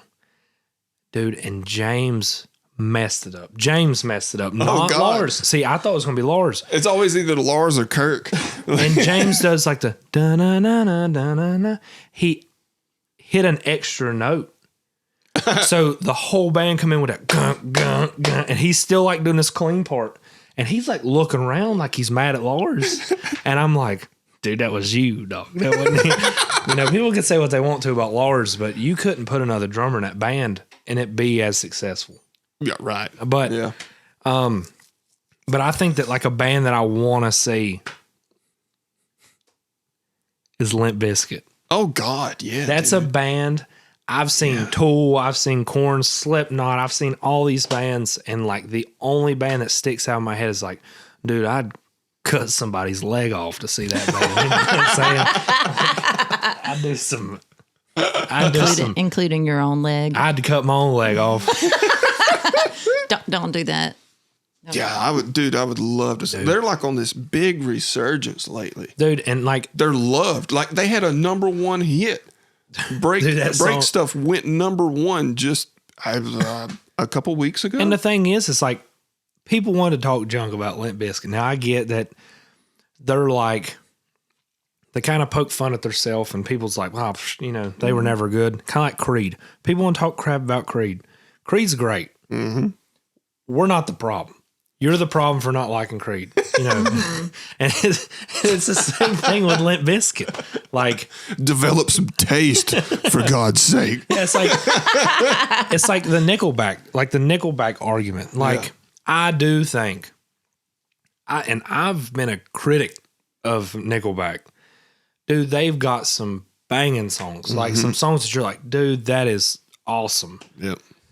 And then they release something that you're just like, why'd you do that? Yeah. You know, these last 2 albums, it's been like, what are y'all doing? But it's just, you know, dude, that newest album is garbo. Oh my dude. God. It's bad. Yeah. I just like skimmed through it and was very, very let down. But I'll tell you the best album that's came out of any genre in the past couple months, I think one of the best albums is the Deftones, the newest Deftones album. I didn't know they released it is one. Dreamy, it's heavy, it's melodic. It's like if you don't know what genre of music you like, listen to Deftones because they're everything. I need to check that out. I was unaware of a new album. I've not dug much into Deftones discography, which I should. I know stuff that you've showed me just listening to like on the way to shows and stuff like that. We used to go to shows and listen to Vern Gosdin. We'd be going to play a heavy metal show, boy, and the whole time we're listening to Is it raining at your house? Like it's raining at mine. And oh my gosh. Keith Whitley. Oh God. Miami. And it's just nice to have a famous person that has the same last name as me. Oh yeah. Because it's not a common name. You just tell people like, that's my uncle. I'm probably related to him. Somehow, extended. I'm coming to get some of that money. So we'll change gears again here. We'll wrap it up with this question here, or set of questions. We're in approaching Thanksgiving currently, but by the time this comes out, Thanksgiving will have already passed. But so we're in the Christmas. Oh, we're in the home stretch. Yeah. Oh, boy. Yeah. Oh, boys, right. So I gotta buy a lot of presents. I mean, you don't have to. You can just say, like, damn, tough luck. Santa didn't come this year. 4 weeks old. He won't know. No, he won't know. Here's some more formula, son. Yeah. Hey, that's a heck of a gift. It's the gift that keeps on giving. He sounds like he's going to be eating chicken nuggets before long. You might want to. Oh yeah. Dude, I tell you, my oldest son, dude, if it wasn't chicken nuggets, he wouldn't be alive, dude. He puts the hurting on some chicken nuggets. And now he really likes at Chick-fil-A they have the chicken minis. Oh. But he doesn't realize that one, they're not open on Sunday. And two, the chicken minis are only a breakfast thing. So he'll be like 6 p.m. I want some chicken minis. And you're like, but they don't have them. He's like, uh-huh. I've gotten them before. You're like, not at 8 o'clock, you ain't. Oh. So what is your favorite Christmas song? If you had to pick one. There is no other song. There's only one Christmas song. Oh my gosh. I hope it's the one I'm thinking of. I can't wait to hear this. I think that the best Christmas song is Paul McCartney's. What is a wonderful Christmas time? Yes. That's the best. That's my favorite. Dude, I'm telling you, I don't care what I'm doing. If I'm driving down the road and I hear that boom, boom, boom, I'm pulling I don't over. care what time of year it is. Dude, It's so good. dude, it's like, And people hate on it. I'm like, what? people say John Lennon's better. What? No. What? John Lennon never wrote that song. Like, come on now. Paul McCartney's the best Beatle. You know what I'm saying? Of course he's going to make the best Christmas Oh song. my gosh. We're going to offend some people with this. Controversial. I don't know. I'm a real big George Harrison fan too. Oh, yeah. I think he's really good. But yeah, It's such a good song, man. dude, it's solid. And I don't know. I mean, I want to. That's the best song.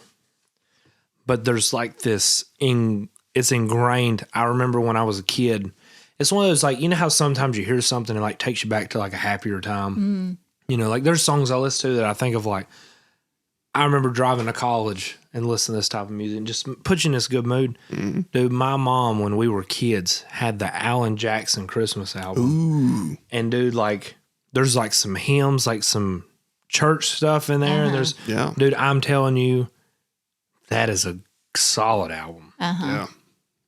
Alan's got a good Dude. voice for that too. Oh yeah. It's great. It's a great album. But yeah, Paul McCartney, like, that song right there is top notch. Do you have any Christmas traditions? Well, as I get older, the food. Oh, I think that the holidays is very stressful. Mm-hmm. A lot of times it's very stressful. Like, you got all these presents. You got to go to this, get together. You got to go here. You got to go there. You got to be stuck you don't in a room really with this get person or much like time. So I think the big thing for me, like Christmas tradition now, is like seeing my son get his gifts. Yeah. Seeing him, the oldest, obviously, not the other one yet, but the oldest one, like seeing, that's exactly what I wanted.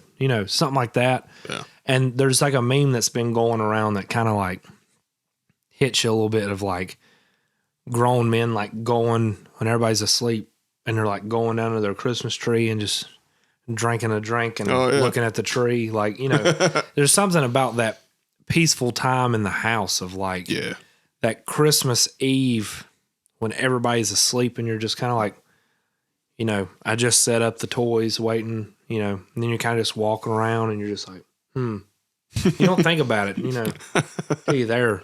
Yeah. But really, I think that the big thing is just eating. Eating's a, never mind that sappy stuff. Give me that ham, dude.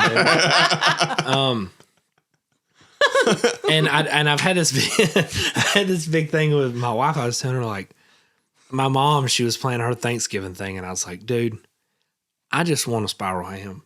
I'm not big on ham. I love spiral ham. I could eat 3 pounds of it. Like, I love it. I love the fat that's on it. I love every piece of it. And my mom was like, well, we're going to do turkey this year and we'll get a spiral ham. Great.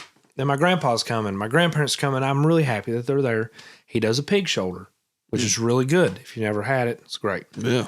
So he's doing that. And then my mom's like, I'm not going to do the ham because nobody wants the pig shoulder and a ham. And I'm like, Me? me? What I I want it all.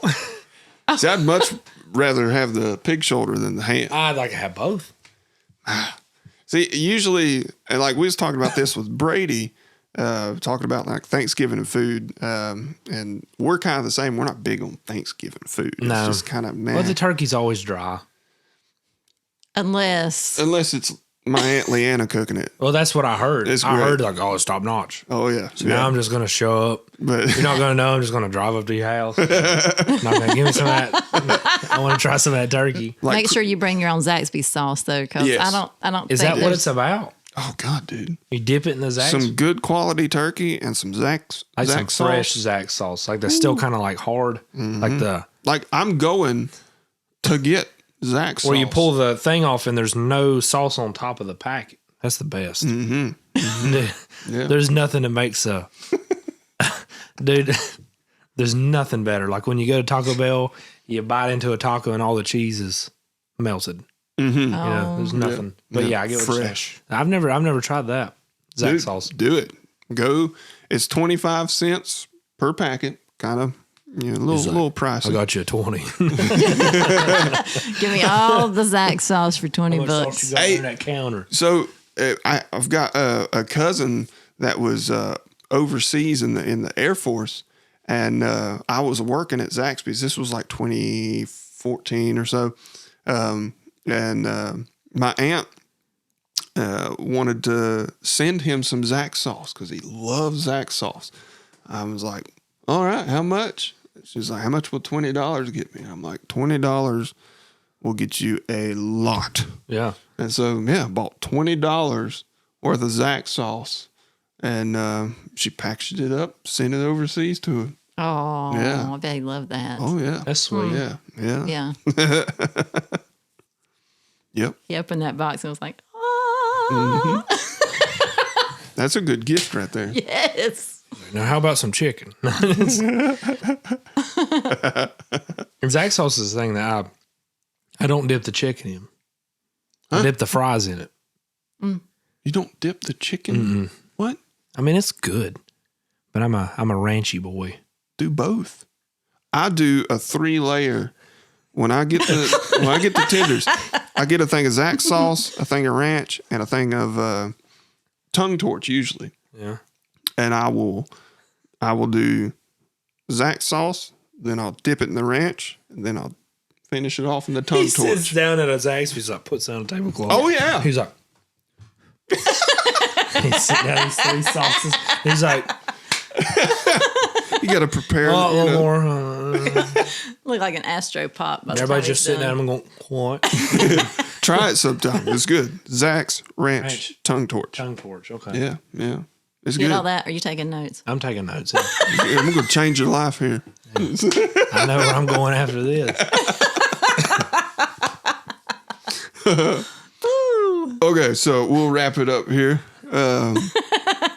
Yeah, thanks for doing this and coming on. Thank you. Oh, thanks for Alex. having me. Yeah. Make sure y'all check out The Mourning After Jill on Spotify, all your streaming services. And Go like them on Facebook. Y'all have an Instagram as well, so follow them there. And then SIYE. Yeah. Go check that out and keep an eye out because there's more in the pipeline. Yeah. And Mourning After Jill, we're planning before the end of the year, there'll be like 3 songs to grace the airwaves. Nice. awesome. Sweet. Yeah. Great. Hopefully. Yeah. Make sure you like and subscribe to the YouTube channel here. Help us grow it. Share it with your friends. Tell random people walking down the street, like, hey, look at this podcast. And make people uncomfortable, please. Hey, bud, you like podcasts? You like podcasts? Oh, I got a podcast for you, bud. Let's podcast. Whatever that was. Podcast. YouTube. Podcast. Podcast. All right. Yep. Take it away, Krista. Have a great day. Be a wonderful person. And remember that anything is Possumable.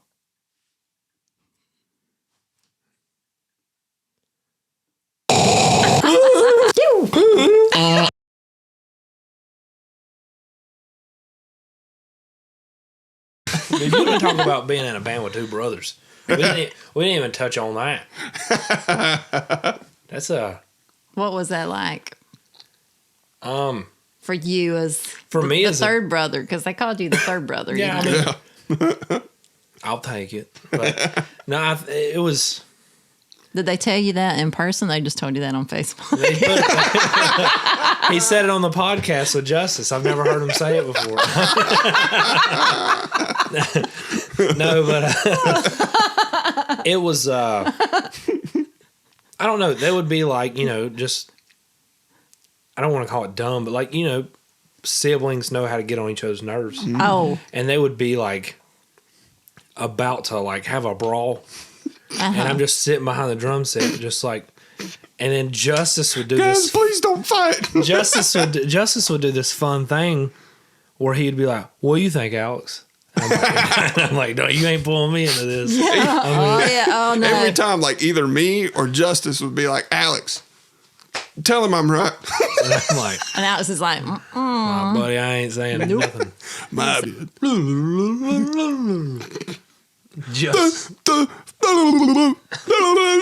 Dude, don't let Justice fool you, dude. That dude is a maniac. Justice will do this thing like he does this like calm and collect, dude. That dude, you get him in the right spot, and that dude will make you think that you've got it together. It's funny. Like you gotta.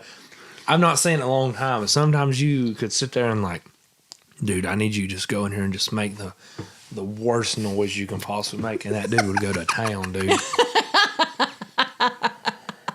You can make some strange sounds. That is. I wonder where he got that from. I have no idea. It's funny. We do have demos of songs where like it's a very serious song, and then like I'll be like jamming, and I'm like sitting there, and like we had this one that had this great outro, and I'm just like in my feels. And then right before it ends, you just have this distorted, this noise. And I'm like, flipping James. I'm trying to get my feels in all just randomly. I feel like it's very good for musicians to have like a funny bone in them, though. To be like, oh yeah, we set out to say, dude, we're gonna write the dumbest song anybody's ever heard, and we did. Yes. And I remember I think we would practice it in my parents' basement, and they'd leave. My mom's like, that one song you play, Jesus. Like, this is cool that y'all are in a band and all, but can y'all make like decent music? Yeah, can you like not do what you just did? Whatever that is. In our basement. Don't. You're never going anywhere if you keep writing stuff like that.